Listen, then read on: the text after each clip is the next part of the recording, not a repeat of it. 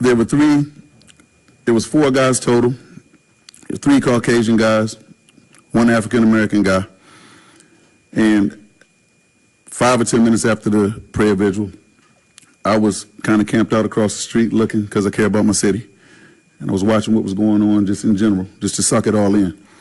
And these guys did a mock auction. So the 3 Caucasian guys, they called off numbers. The black guy put his hand on the block. He stood in front of the block, as if he was the guy that was being auctioned. And then, you know, a few of these guys, after they rambled some numbers, they said sold, sold, sold. This is not an artificial story to boost up my feelings or whatever I feel about it. I actually have it recorded, so it's real. And when that happened, you know, not saying I'm not listening, but it happened. You know, not saying I'm not listening in the last 30 days. That happened. It took me over the edge for a decision-making person in the city of Fredericksburg. And by seeing that, you know, it took my breath away, like it kind of, you know, takes some folks' breath away when they walk up on the block. But just to see that, and, you know, my thing is the only way that we can end that type of nonsense is if the block is not there. What is my role to make sure this never happens again?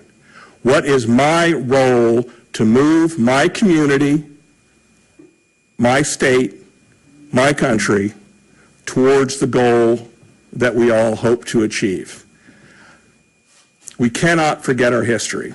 We have moments we are all proud of, and we have moments that we are all, as we are discussing here this evening, frankly, disgusted with. But that is what has made us as a nation. That is what we have learned from, and hopefully from those lessons we become better people and move on. And it's that reason, when you take something and you put it over to the side, you detach it from the community. You put it off and said, this is something that happened way back when. Well, guess what? If you look at what has happened even since 1865 with killing fields in Cambodia, mass exterminations in Germany, Red Terror, you go down the list. Man's inhumanity to man has continued, and we, us, have a role to hopefully stop it from happening.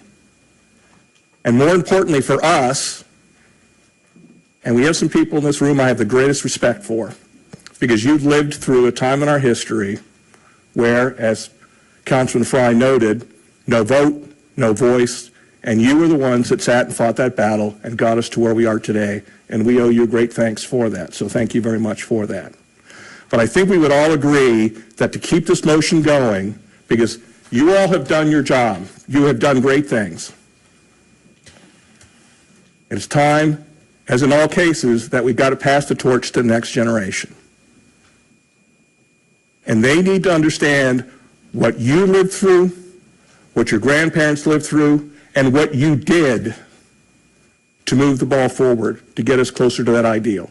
It is critical that they understand these things if we are to continue to advance as a nation. But I think that this terrible tragedy of American history needs to be laid bare. And I regret, deeply regret, that this brings more pain to people already pained. But I think that that's the way forward. I know, and I'm sorry. And I can't know the depth of the pain. And I can't convince you of the depth of my sorrow. But it is true what's happening. And I only hope that we as a community learn from this process and know that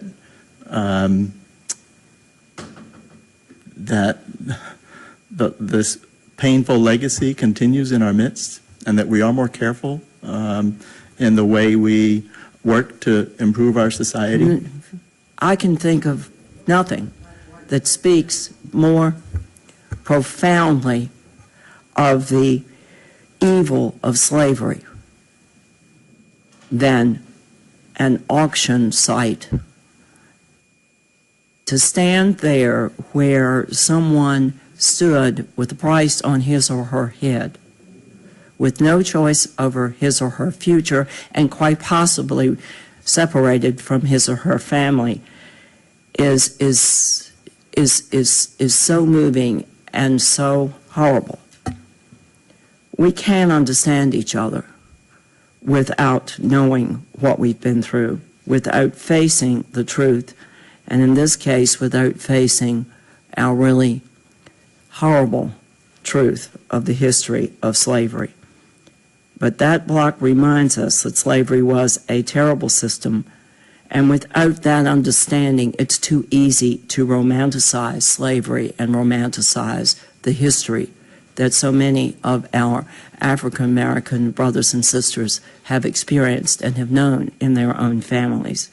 I was particularly moved by comments by descendants of slaves who were actually sold on that block. And some were moving to keep it there because they wanted people to understand and felt.